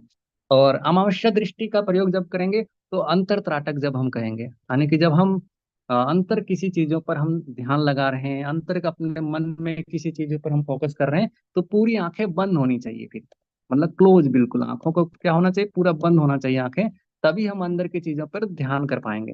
और प्रतिपदा दृष्टि मतलब आधा खुला जो आंख है, अधोत्राटक में होता है। अधोत्राटक जब हम थोड़ा सा मतलब कि ना तो पूरा खुला हुआ है और ना ही पूरा बंद है, उसमें नासिकाग्र दृष्टि या नासिकाग्र मुद्रा या फिर सांभी मुद्रा के भी अधोत्राटक के अंतर्गत मानते हैं। क्या क्या अधोत्राटक के अंतर्गत आ गया? तो नासिकाग्र दृष्टि, जब हम नोज के टिप पर यदि हम त्राटक कर रहे हैं, या नासिकाग्र मुद्रा हो गया, सांभी मुद्रा या फिर अधोत्राटक है, ये सब हमारे प्रतिपदा दृष्टि अर्थात अधोत्राटक में आते हैं। कपाल भाती, जो कपाल भाती वो क्या है? तो कपाल भाती के यहाँ पे बताए गए हैं, वात कर्मेण व्युत कर्मेण सित कर्मेण विशेषतः भाल भातिम त्रिपुधा कुर्यात कप दोष निवारेत। ये तीन प्रकार के जो हमने देख रहे हैं कि वात कर्म कपाल भाती, व्युत कर्म कपाल भाती और शीत कर्म कपाल भाती, इन सभी के जो भेद से जो तीन प्रकार के कपाल भाती होते हैं, इसका अभ्यास करने से कफ दोष का निवारण होता है। भाल भातिम त्रिधा, ये तीन प्रकार के कपाल भाती हैं। कुर्यात कफ दोष निवारेत, इसका करने से कफ दोषों का निवारण होता है। तो कपाल भाती हम जैसे देखते हैं, वात कर्म कपाल भाती, वात मतलब वायु, यानी कि वायु तत्व के माध्यम से जो हम अभ्यास करते हैं, तो ये वात कर्म कपाल भाती होता है। इसमें बाईं नाड़ी यानी कि बाईं नासिका से श्वास लेनी है, पिंगला नाड़ी अर्थात दाहिनी नासिका से श्वास छोड़नी है, फिर दाईं नासिका से श्वास लेनी है और बाएं नासिका से श्वास छोड़ना है। और इस प्रकार से पूरा ऋचा की क्रियाएं जो होती है उनकी गति तेज नहीं होनी चाहिए, और कंटिन्यू इसे करना जो है, ये वात कर्म कपाल भाती होते हैं। और इस क्रिया के माध्यम से जो सर्दी खांसी से हमें मुक्ति प्राप्त होती है। वियुत क्रम में जो होता है, दूसरा जो है, इसमें जल का प्रयोग किया जाता है, और यह क्रिया नेति के समान है। नेति की जैसे हम करते हैं कि नासिका से जल लेते हैं और फिर उसे वापस नासिका से छोड़ते हैं, तो यहाँ पर हमें क्या करना है, नासिका के दोनों छिद्रों द्वारा जल खींचें और उसे मुख से निकाल दें। वियुत क्रम, वियुत मतलब क्या होता है? उल्टा। और शीत विद्युत मतलब उल्टा। उल्टा क्या? जैसे कि हम जल किससे लेते हैं, इससे ध्यान रखना, जल हम मुख से लेते हैं, जल को हम मुख से पीते हैं। लेकिन जब हम मुख से उसे ना पी करके, जल को मुख से ना पी करके नोज से यानी कि नॉस्ट्रिल से जल को लें और मुख से जल को निकालें, तो ये हो गया व्युत क्रम, मतलब कि उल्टा। तो नासिका के दोनों छिद्रों द्वारा जल को ग्रहण करना है और मुख से निकाल देना है, तो ये क्या होता है? व्युत क्रम कपालभाति होता है। शीत क्रम कपालभाति क्या होता है? शीत क्रम शीतलता कैसे मिलती है? जब हम मुख से, मुख में चूंकि लिक्विड होता है, जल की मात्रा होती है, तो जब हम जल से, मुख से जब हम उसको लेंगे तो शीतलता प्रदान होगी। इसलिए यहाँ पे ध्यान रखना है कि मुख से हम जब जल को लेंगे तो ये शीत कर्म वाला यानी कि शीतलता देने वाला होगा, तो मुख से इसको जल को लेना है और उसे वापस नाक से छोड़ना है, उल्टा कर देना है इसको, मतलब कि नाक से इसको जब छोड़ेंगे तो ये होगा शीत कर्म। तो यह अभ्यास क्या कहलाएगा? शीतकर्म कपालभाति कहलाएगा। तो इसलिए कहते हैं इसमें हम अभ्यास में क्या करते हैं, शीतकार करता हुआ साधक मुख के द्वारा जल ग्रहण कर नासिका के द्वारा निकाल दे, यह क्रिया शीतकर्म कपालभाति कहलाता है। इसके द्वारा साधक का शरीर कामदेव के समान सुंदर हो जाता है, वार्धक्य या बुढ़ापा नहीं व्यापता। वार्धक्य मतलब आयु की वृद्धि, और शरीर में स्वच्छता उत्पन्न होती है, कफ दोष का निवारण होता है। ये सारे जो शुद्धि वाले अभ्यास है उनसे कफ दोषों का निवारण आप सभी देख पा रहे होंगे। अब यहाँ से शुरू होता है आसन। आसन जैसा कि हम सभी जानते हैं कि दूसरा महत्वपूर्ण अंग है सप्तांग योग में। यह अध्याय दूसरे अध्याय में इसको बताया गया है। सप्तांग योग के दूसरे अंग में आसन का वर्णन मिलता है। महर्षि घैरण्य ने 32 प्रकार के मुख्य आसनों का वर्णन किया है, और इससे शरीर में दृढ़ता अर्थात मजबूती आती है। तो आसनेन भवे दृढ़म, जैसा ऋषि ने कहा है। तो आसनानी समस्तानी यावंतो जीव जंतव, आसन जितने हैं सभी जीव जंतुओं की जितनी संख्या मानी गई है उतने आसन बताए गए हैं। तो इसलिए कहते हैं चतुर्शीति लक्षाणी, 84 लाख जो आसन है। शिवेन कथितानी च, शिव जी ने कहा है। तेसाम मध्य विशिष्टानी षोडशोन शतम कृतम, उसके मध्य में भी जो 84 लाख उसमें कहे उसमें भी 8400 आसन प्रमुख माने गए हैं। और उसमें भी तेसाम मध्य मर्तलोके द्वात्रिंशद आसनम शुभम, उसके मध्य में भी 32 आसन ज्यादा श्रेष्ठ कल्याणकारी माना गया है। शुभम मतलब कल्याणकारी, मनुष्यों के लिए माना गया है। तो ये पहले में आसन के बारे में संक्षिप्त रूप से जानते हैं। तो अब यहाँ पे देखते हैं कि जो महर्षि घिरण्य ने कहा है उसी को अलग अलग आचार्यों ने, जैसे महर्षि घिरण्य ने 32 प्रमुख कहा है, स्वात्मा राम जी ने 15 आसन प्रमुख कहा है, और योगी श्रीनिवास जी ने हठ रत्नावली में 36 आसनों को, गुरु गोरक्षनाथ जी ने सिद्ध सिद्धांत पद्धति में मात्र 3 आसन को, शिव संहिता में 4 प्रमुख आसन, योग दर्शन के व्यास भाष्य में महर्षि ने 13 प्रकार के, व्यास जी ने आसनों का वर्णन किया गया है। तो इन सभी आसनों को आपको ध्यान रखना है, और इससे संबंधित यदि कोई प्रश्न पूछा जाता है तो उसका भी आप आराम से उत्तर दे पाएंगे। तो इसलिए कहते हैं कि प्राचीन काल में जितने भी जीव जंतु जितने भी रहे होंगे और अभी भी जितने हैं, उन सभी योनियों के बराबर का आसन माना जाता है, जिसका संख्या 84 लाख होता है। मध्यकाल में कितने प्रकार के आसनों का उत्तर मान्यता है? तो 8400। मृत्युलोक अर्थात वर्तमान काल में महर्षि घैरण्य या घैरण्य संहिता में आसनों की संख्या मानी गई है, वह 32 है। तो 32 आसनों के नाम यदि हम देखें तो उसमें आता है सिद्धम पद्मम तथा भद्रम मुक्तम वज्रं च स्वस्तिकम सिंहं च गोमुखम वीरम धनुरासनमेव च मृतम गुप्तम तथा मत्स्यम मत्स्येन्द्रासनमेव च। यानी कि ये सारे आसन जो सिद्धासन, पद्मासन, भद्रासन, मुक्तासन, वज्रासन, स्वस्तिकासन आदि ये सब जो आसन है, ये 32 टोटल आसन जिसमें हम देखते हैं गौरक्षासन के आगे पश्चिमोत्तानासन, उत्कटासन, संकटासन तथा मयूरासन, कुकुटासन, कुर्मासन और उतान कुर्मासन, उतान मंडूकासन और वृक्षासन, मंडूकासन, गरुड़ासन, वृषभासन, शलभासन, मकरासन, उष्ट्रासन, भुजंगासन और अंत में योगासन। तो ये द्वात्रिंश, ये मतलब कि 32, द्वा मतलब दो, त्रिंश मतलब 30, 32, 2 और 30 32। आशनानी तु मृत्यु लोके ही सिद्धिम, ये मृत्यु लोक में सिद्धि प्रदान करने वाला है। तो ये सारे क्रम हैं, सिद्धासन पद्मासन से लेकर के आप यहाँ पर देख सकते हैं योगासन तक, एक टोटल 32 आसन हैं जिसको हम अभी आगे कंटिन्यू पढ़ रहे हैं। तो इसमें सबसे पहला जो आसन है वो हमारा सबसे पहला आसन है सिद्धासन। तो सिद्धासन के लिए आप डायग्राम में जैसे देख पा रहे होंगे कि इसमें जो जितेंद्रिय योगी है वो एक पांव की एड़ी को नीचे जो शिवनी प्रदेश अंडकोश या गुदा मध्य के मध्य लगा करके दूसरे पांव की एड़ी को मेंद्र में लगाने की उसके ऊपर, जैसे एक पांव जो नीचे देखिए यहाँ पे दिख रहा होगा, ये एड़ी यहाँ तक है और दूसरा जस्ट उसके ऊपर है। तो इस प्रकार से स्थित करके चिबुक को हृदय में लगा करके स्थिर रूप से सीधा रहे, यानी कि ठुड्डी को एक तरह से लगा सकते हैं। दृष्टि को निश्चल रखकर भौं के मध्य में देखें। इसका अभ्यास द्वारा सिद्ध होने से मोक्ष की प्राप्ति होती है, इसलिए इसे सिद्धासन कहते हैं। इसमें जब अभ्यास में, इस आसन के अभ्यास में व्यक्ति सिद्ध हो जाता है तो उससे मुक्ति की प्राप्ति, मोक्ष की प्राप्ति हो जाता है, इसलिए इसको सिद्धासन कहते हैं। दूसरा है पद्मासन। पद्मासन में कहते हैं कि बायां पाँव दाई जांग पर और दायां पाँव बाई जांग पर रख करके, जैसा कि हम सभी पद्मासन में नॉर्मली बैठते हैं। तो मतलब कि जैसे कोई व्यक्ति बैठा है तो इनके दोनों पांव एक दूसरे के थाई के ऊपर, इसका जो उसकी जो तलवे हैं, एड़ी हैं, वो रहेंगे। ठीक है, यहाँ पे जैसे डायग्राम में आप देख पा रहे होंगे। तो ये जो स्थिति होती है ये पद्मासन की स्थिति होती है। पद्म मतलब कमल होता है, कमल के समान दिखने वाला, ये पद्मासन होता है। अब इसमें भी इसमें जांग पर रखकर व्युत्क्रम विधि से हाथों को पृष्ठ भाग पर ले जाएं। एक तो पद्मासन हो गया, इसी में एक बद पद्मासन होता है। जैसे इसी में आप बैठे हैं और उसके बाद जो हाथों को पीछे से लेकर के माने कि जो लेफ्ट हैंड है उससे लेफ्ट लेग के जो रखने हैं, जो अंगूठे हैं उसको पकड़ना है, और राइट से पीछे से ला करके फिर इस तरह से पीछे से जो उसे लॉक करके पकड़ते हैं। ये दूसरा एक प्रकार से बद पद्मासन के रूप में हम देखते हैं। तो दाएं दाएं हाथ से बाएं पांव के अंगूठे, बाएं हाथ से दाएं पांव के अंगूठे को दृढ़तापूर्वक पकड़कर चिबुक को हृदय से लगाकर नासिका के अग्रभाग, यहाँ भी नासिका के अग्रभाग में देखना है। इससे सभी रोगों का शमन होता है, यह पद्मासन कहलाता है। तो ये पद्मासन की क्रिया है। उसके बाद भद्रासन। भद्रासन जैसा कि आप देख पा रहे होंगे डायग्राम में, दोनों एड़ी को उलट करके नीचे सीवनी प्रदेश में अंडकोश के नीचे रखते हुए बैठे, पीठ को पद्मासन के समान दोनों अंगूठों को पकड़ लें। यानी कि जैसे अभी बद्ध पद्मासन में अंगूठे पकड़े थे, तो वैसे क्रॉस करके नहीं पकड़ना है, क्योंकि यहाँ तो अंगूठे पीछे ही है, पीठ के पीछे। तो हमें जो एड़ी पर जो बैठे हुए हैं उसका अंगूठा बाहर निकला है, तो पीछे से हथेली से उसको अंगूठे को दोनों हाथों से पकड़ लेना है। जालंधर बंद की स्थिति में नासिका के अग्रभाग को देखें, यह भद्रासन सभी रोगों को दूर करता है। यहाँ नासिका अग्र दृष्टि रहेगा और यह भद्रासन सभी रोगों को दूर करने वाला होता है।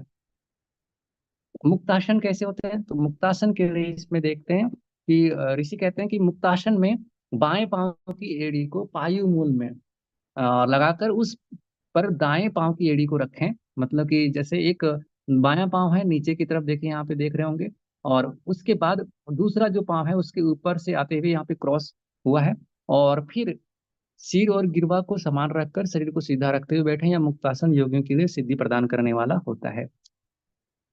इसमें बहुत ज्यादा चीजें नहीं हैं।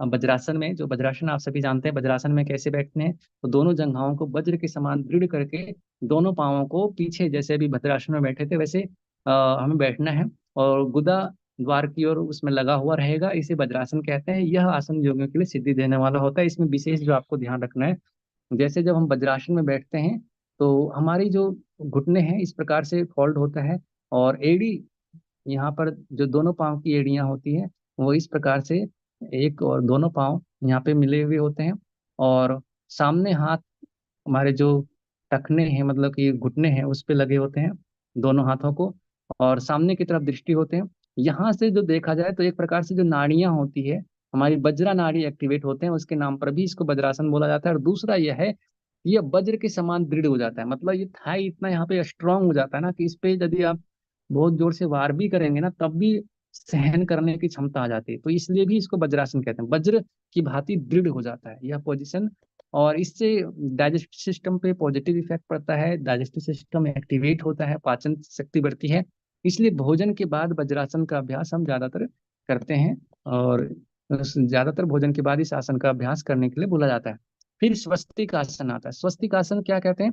कि दोनों जंघाओं और घुटनों के मध्य तलवों को रखकर, जैसे देखिए, एक यहाँ घुटने के मध्य में जो तलवे हैं, एक नीचे से यहाँ पे हैं, इनके एक दोनों जंघाओं और घुटनों के मध्य में तलवों को रखकर त्रिकोणाकार आसन लगाया और समभाव में बैठे रहे। समभाव में मतलब न तो राग, न द्वेष, न चिंता, न तनाव। और इस आसन को स्वस्तिक आसन कहते हैं। मतलब स्वस्ति मतलब क्या होता है? कल्याणकारी भाव में जो स्थित हो। सिंहासन, सिंहासन मतलब सिंह की भांति दोनों पांवों की एड़ी को व्युत्क्रम पूर्वक अंडकोश के नीचे लगाकर जालंधर बंद सहित, ध्यान रखना है कि सिंहासन में जालंधर बंद भी, मतलब कि नीचे की ओर ठुड्डी को कंठ से टच करते हुए भौहों के मध्य में आज्ञा चक्र पर हमें दृष्टि रखना है, आज्ञा चक्र पर। ठीक है, और दृष्टि हमारी रहेगी आज्ञा चक्र पर। उसके बाद नासिका के अग्रभाग में निश्चल दृष्टि रखें। फिर उसके बाद हमारा दृष्टि कहाँ रखना है? नासिका के अग्रभाग में। यह सिंहासन नामक आसन सभी रोगों को नष्ट करने वाला होता है। जैसे कि आप यहाँ डायग्राम में यदि हम इसका डायग्राम बनाना चाहें तो इसमें आप देख सकेंगे कि सीधा आपको बैठना है, और इसमें जैसे वज्रासन जैसा था, बस इसमें पाँव थोड़ा सा खुले रखना है, और दोनों हथेली को इस पे नीचे की ओर जमीन में रखना है हथेली को। और फिर दृष्टि हमारा जो है आज्ञा चक्र पे, पहले बोला है जलांधर बंद रखते हुए भौमध्य में दृष्टि रखें। और फिर अथवा यदि आप चाहें तो नासिकाग्र दृष्टि भी रख सकते हैं। अचल दृष्टि हमारी होनी चाहिए। जो आसन, यह आसन सभी प्रकार के रोगों को नष्ट करने वाला होता है। अंत में इसमें आठवां आसन जो हम देखते हैं गोमुखासन है। गोमुखासन जो हमारे पैर का जो शेप है वो गौ के मुख के समान इसमें दिखता है, इसलिए इसका नाम गौमुखासन है। और दोनों पांव जो होते हैं, दोनों पांव पृथ्वी पर एक के ऊपर एक रख करके बैठते हैं। पीठ के दोनों पार्श्वों में हाथ, जो हमारे देख रहे हैं पीठ के पीछे जो है, ये दोनों हाथ हमारे जुड़े हुए होते हैं।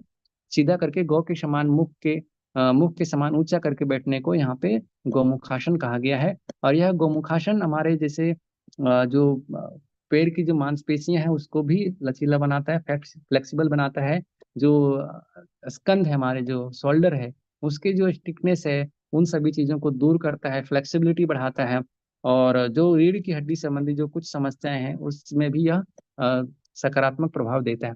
वीरासन, वीरासन क्या है? एक पैर को दूसरे पैर की जंघा के समीप रखते हुए दूसरे पैर को पीछे की ओर निकालने से वीरासन कहलाता है। जैसे वज्रासन में थे तो एक पांव तो वज्रासन की स्थिति में है, लेकिन दूसरा पैर उससे निकाल करके इस प्रकार से थोड़ा स्टैंडिंग पोजीशन में रखते हुए, और एक पांव जो है वज्रासन की हथेली पे ही रहेगा, दूसरा इस तरह से ठुड्डी से लगाते हुए बैठना वीरासन कहलाता है।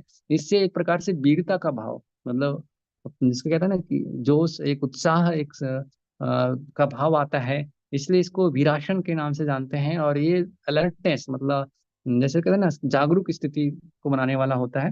तो इस तरह से देखते हैं, इसमें भी साधक का एक मनोबल, आत्मबल भी बढ़ता है। और साथ ही जो एक वज्रासन वाले जो बेनिफिट है इसमें भी आप इसको देख सकते हैं।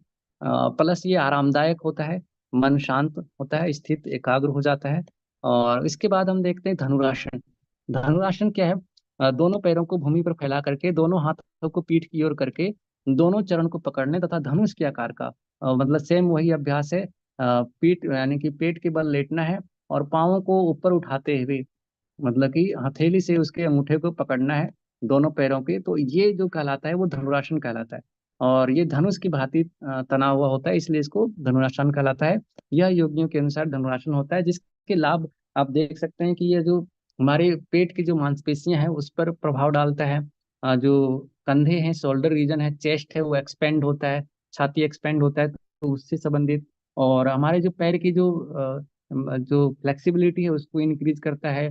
प्लस में शोल्डर रीजन की जो फ्लेक्सिबिलिटी है उसे भी इंक्रीज करता है। और बैक से संबंधित, बैक का जो मतलब कि कमर की जो फ्लेक्सिबिलिटी है, लचीलापन है, उसको बढ़ाता है। इसलिए ओवरऑल देखा जाए तो ये हमारी फिजिकल हेल्थ को स्ट्रॉन्ग करता है। मृतासन क्या है? जैसे शवासन इसको कह सकते हैं। मृतासन मतलब कि एक प्रकार से शवासन।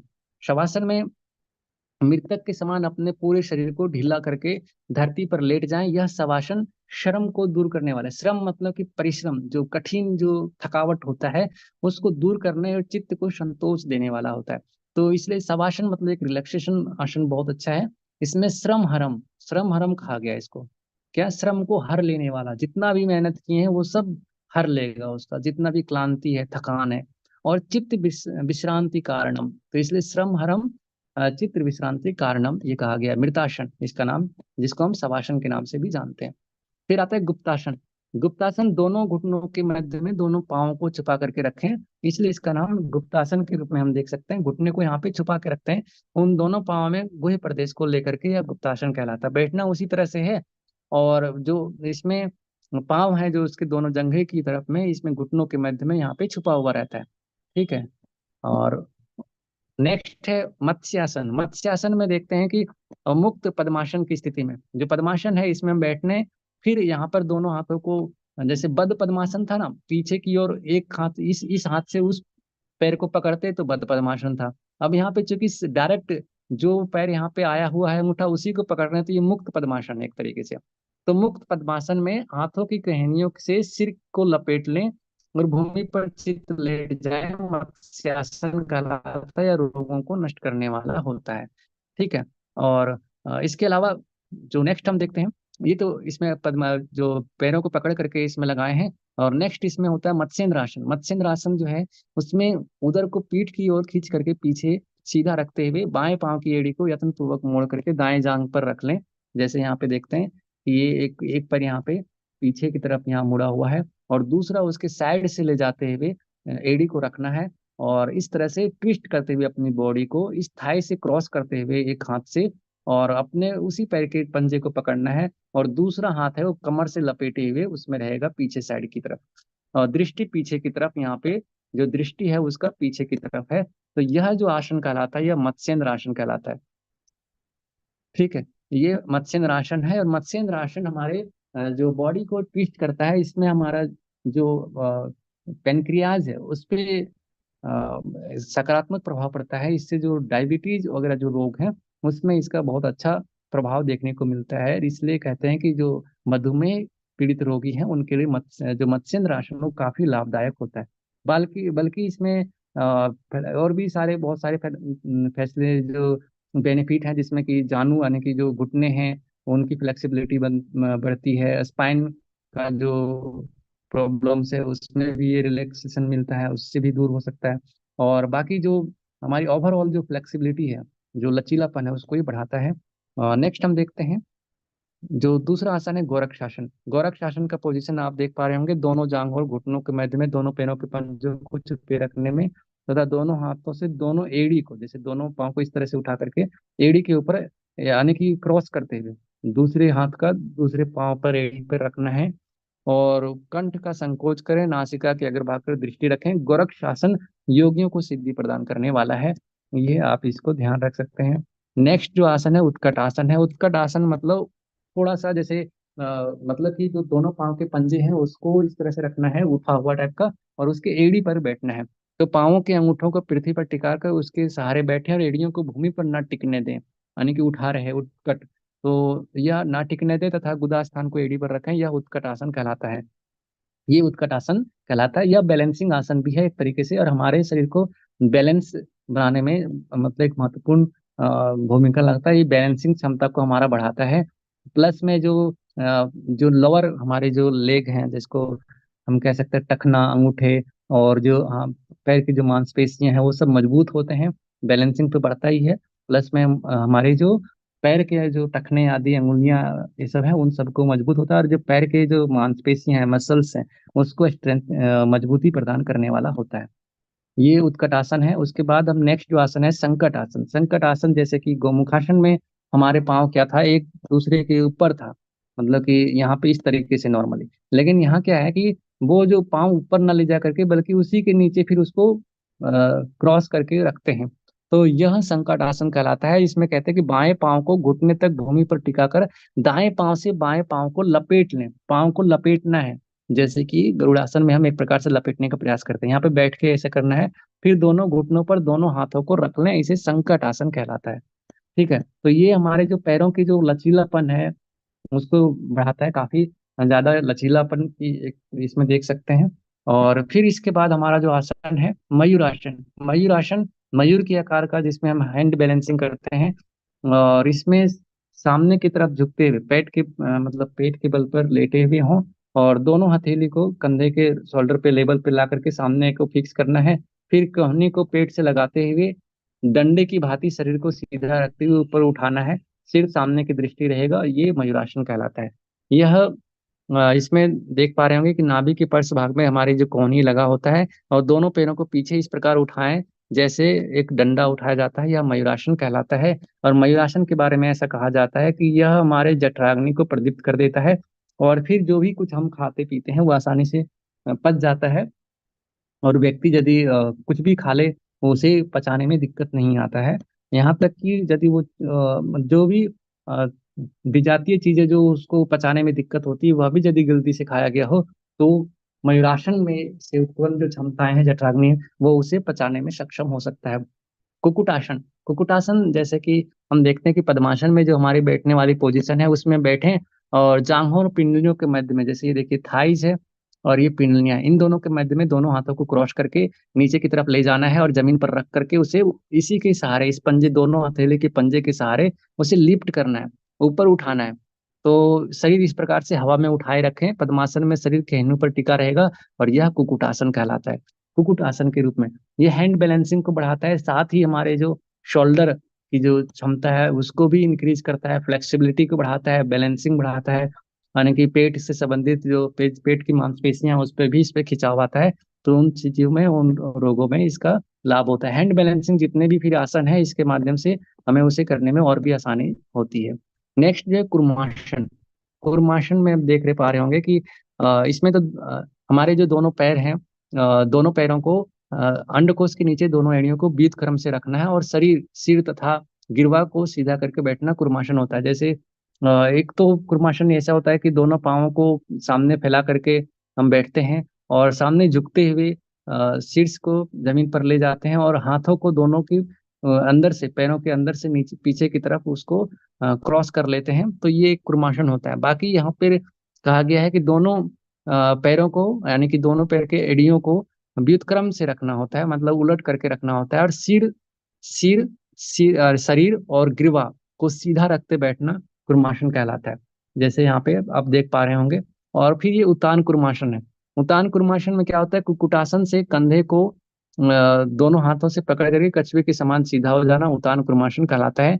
जैसे अभी पहले हम कुकुटासन देखा था, ये हथेली यदि ये सीधी होती, जमीन पे होता, तो हम बॉडी को उसके ऊपर उठाए रहते, लेकिन अब क्या करना है, उस हथेली को ऊपर उठा करके कंधे से लॉक कर लेना है, तो ये उतान कुर्माशन कहलाता है। ठीक है। फिर आता है मंडूकासन। मंडूकासन मतलब दोनों पाँवों को पृष्ठ भाग में ले जा करके, यानी कि पीछे की ओर ले जा करके अंगूठे मिला करके दोनों घुटनों को आगे रखें, इस प्रकार मंडूकासन होता है। जैसे कि यहाँ देखिए दोनों पाँव पीछे गया है, लेकिन जो पाँव है, पंजे हैं, वो बाहर की तरफ उसका मुख है, एड़ियां अंदर की तरफ है, और दोनों में गैप है। तो इस प्रकार से बैठना ये मंडूकासन कहलाता है। इसके बाद फिर उतान मंडूकासन आता है। उतान मंडूकासन में ये है कि जैसे मंडूकासन में थे, उसमें हमारी जो पंजे बाहर की तरफ थे, अब यहाँ पे एड़ियां बाहर की तरफ होगा, पंजे अंदर होंगे, मतलब जैसे वज्रासन में होता है। और जो शरीर है वो उतान मतलब कि तना हुआ होगा, और पीछे की ओर जाकर के हथेलियां दोनों केहनी से लॉक रहेगा, केहनी से दोनों हथेलियों से पकड़े रहेंगे। जब मेढ़क के समान होता है, मस्तक को केहनियों पर टिका लें और मेढ़क के समान उतान हो जाए, या उतान मेढ़कासन मतलब मंडूकासन होता है। ठीक है। और उसके बाद नेक्स्ट जो हमारा 25वां आसन है वृक्षासन, जो हम सभी बैलेंसिंग आसन में अभ्यास करते हैं। इसमें बाएं जांग की जड़ में दाएं पांव रखें और वृक्ष के समान सीधा खड़े हो जाएं, इसे वृक्षासन कहते हैं। मतलब बाएं थाई रूट पर हमें दायां पैर होता है, और उसके बाद सीधा खड़े हो जाते हैं, हाथों को आपस में जोड़ करके भी रख सकते हैं। उसके अलावा इसी में थोड़ा वेरिएशन होता है, जिसमें कि हम घुटने मोड़ते हुए नीचे जो ऊपर दूसरा पैर का मोड़ा हुआ घुटना था, उसको जमीन से भी स्पर्श कर सकते हैं। वृक्षासन में इसको वेरिएशन के रूप में हम देख सकते हैं। फिर नेक्स्ट है हमारा गरुड़ासन। गरुड़ासन में उसी प्रकार के स्टैंडिंग पोस्चर में हम दोनों जांघों को घुटने से धरती को दबाएं और देह को स्थिर रखें, तथा दोनों घुटनों पर दोनों हाथ रखकर बैठ जाएं, यह गरुड़ासन कहलाता है। जबकि हम इसमें खड़े होकर के भी इसमें करते हैं कि दोनों पाँव को, एक पाँव पर खड़े हैं और उसके दूसरे पाँव को उसमें लपेट करके, मतलब रैप कर लेते हैं, और इस तरह से खड़ा होना हमारा गरुड़ासन कहलाता है। वृक्षासन, यह दाहिनी एड़ी पर गुदा द्वार को रखें, यानी कि दाहिनी एड़ी पर हमें बैठना है, और बाई एड़ी को गुदा के बाईं ओर रखें, मतलब एक दाएं तरफ एक बाएं तरफ, तलवों का विपरीत भाग जमीन पर रहे, यानी कि तलवा जो ऊपर की तरफ होता है वो उसका विपरीत जो है वो नीचे की तरफ है, यह वृक्षासन कहलाता है। लगभग लगभग जस्ट वैसे ही है जैसे वज्रासन टाइप का है, तो इसलिए इसमें कुछ अलग खास करके ज्यादा देखने को नहीं मिलता है। फिर है शलभ आसन। शलभ आसन आप देख पा रहे होंगे कि इसमें जो पेट के बल लेट करके, फिर हमारे जो ठुड्डी जमीन से टच हो, हथेली फैला हुआ हो, जमीन से टच हो, और जो पीछे के पैर है उसको ऊपर उठाना है सीधा रखते हुए। और उसके बाद इसमें एडवांस मतलब कि हम कर सकते हैं, जिसमें हथेलियां इसी प्रकार से जमीन से टच हो, हथेली जमीन की तरफ हो, और पाँव को ऊपर उठाते हुए शीर्ष से टच करने की कोशिश करें। तो इसमें बैक है, उसमें फ्लेक्सिबिलिटी चाहिए होती है, लचीलापन चाहिए, तभी वो मुड़ करके शीर्ष पे आ सकता है। अन्यथा जितना संभव हो उतना आप स्ट्रेट भी उठा सकते हैं, सीधा भी पाँव को ऐसे उठा करके रख सकते हैं। तो ये हमारा शलभ आसन है। शलभ आसन, इसमें हमारे हाथ है वो दोनों चेस्ट के बगल में रहता है, हथेलियां जमीन पर अच्छी तरह से टिकी हुई होती है, इस प्रकार से उठाना और शलभ आसन में आना मुनिंद्र, यानी कि मुनि लोगों ने शलभ आसन इसे कहा है। मकरासन मतलब कि इसमें आप देख सकते हैं कि पेट के बल पर लेटते हैं, दोनों पैरों के बीच में हल्का गैप भी रख सकते हैं, एड़ियां ऊपर की तरफ होता है, और कंधे को मतलब कि केहनी के बल पर दोनों केहनी के बल पर हमारे हथेलियों को ठुड्डी से लगा करके दोनों गालों के बगल में रखते हुए इस तरह से आराम से, इस आरामदायक स्थिति में रहना, और जिसमें आंखें आप बंद रख सकते हैं और शरीर को ढीला छोड़ देते हैं, या एक तरह से रिलैक्सेशन पोज है। शरीर के जो शरीरस्थ अग्नि है उसको तीव्र करने वाला मकरासन है, क्योंकि यहाँ पे आप देख सकते हैं कि ये स्टमक पर ये इसका कहीं ना कहीं इफेक्ट पड़ रहा होता है। उष्ट्रासन। उष्ट्रासन के लिए कहते हैं कि अधोमुख हमें लेट जाना है, दोनों पाँव को पलटकर पीठ पर टिका लें, तथा पाँव को हाथों से पकड़कर मुख और पाँव को दृढ़तापूर्वक सिकोड़ लें, या उष्ट्रासन कहलाता है। जबकि हम देखते हैं कि एक प्रकार से जब हम वज्रासन में बैठते हैं, वज्रासन से फिर दोनों जो घुटने हैं उसके बल पर ऊपर उठना है, फिर दोनों हथेली को पीछे की तरफ ले जा करके तलवे पर दोनों हाथों को रख करके इस प्रकार से उष्ट्रासन करते हैं। यहाँ पर कहा गया है कि अधोमुख लेटें और दोनों पांवों को पलटकर पीठ पर टिका लें, और तथा पांवों को हाथों से पकड़कर मुख की ओर पांवों को दृढ़तापूर्वक सिकोड़ लें। यह उष्ट्रासन कहलाता है। ये तो थोड़ा अलग बता रहे हैं, लेकिन मतलब यही समझिए कि इसको इस तरह से बता रहे हैं, मतलब कि यदि हम इसको लेट करके करें तो यह तो लेकिन फिर धनुरासन हो जाता है। कोई नहीं, इसको देखते हैं। फिर भुजंगासन। भुजंगासन में हम भुजंगासन का वही अभ्यास क्रम है जैसा कि हम सभी करते हैं। पाँवों के अंगूठों से नाभि पर्यंत शरीर को धरती पर रखें और हथेलियों को भी धरती पर टिकाकर सिर को सर्प सर्प की भांति ऊपर उठा लें। यह भुजंगासन कहलाता है। यह आसन शरीरस्थ अग्नि को बढ़ाने वाला और सब रोगों का नाश करने वाला है। इसके साधन से कुंडलिनी शक्ति का जागरण होता है। यह जो अभ्यास है भुजंगासन, भुजंग मतलब होता है सर्प, यानी कि सर्प के समान जो यह आसन है, ये सर्प के समान आपका जो पूरा आगे का जो पार्ट है बॉडी का, कमर से ऊपर वो उठा हुआ रहता है, और जैसे सांप होता है फन उठाए रखता है, इस तरह से यह अभ्यास होता है। और यह हमारी जठराग्नि और कुंडलिनी शक्ति को जागरण करने वाला होता है, शरीरस्थ अग्नि को बढ़ाने वाला होता है और कुंडलिनी शक्ति को जागृत करने वाला। जैसे पश्चिमोत्तानासन के लिखा था ना हठ प्रदीपिका में, यह आसन हमारे प्राण को सुषुम्ना वाहिनी बनाता है, ऐसे ही हमारा जो भुजंगासन है वो कुंडलिनी शक्ति को जगाने वाला होता है। ये ध्यान रख सकते हैं। नेक्स्ट इसमें कहते हैं कि योगासन अंतिम आसन है। तो योगासन के लिए कहते हैं कि दोनों पाँवों को उठाकर घुटनों पर रखें, दोनों पाँवों को उठाकर घुटनों पर रखें एक दूसरे के घुटने पर, और हाथों को चित्त करके आसन के ऊपर रखें। अब पूरक के द्वारा वायु को बाहर खींचना है, मतलब इनहेल करना है। और इनहेल करने के बाद नासिका के अग्रभाग को देखते हुए, नोज की जो टीप है उसको दोनों नेत्रों से देखते हुए कुंभक करें। योगियों को इस नित्य प्रति अवश्य करना चाहिए। कुंभक मतलब कि रोकें और उसके बाद श्वास को छोड़ें। यह योगासन कहलाता है और ये योगियों के लिए नित्य करने योगासन है। इस प्रकार से आपके टोटल जो आसन बताए गए थे वो 32 आसन कहे गए। इसके बाद आपका जो है नेक्स्ट चैप्टर जो है वो मुद्रा है। मुद्रा के बारे में हम पढ़ेंगे, लेकिन आज के क्लास आपका यहाँ पे लगभग हो चुका है, तो इसको हम यहीं रोकते हैं।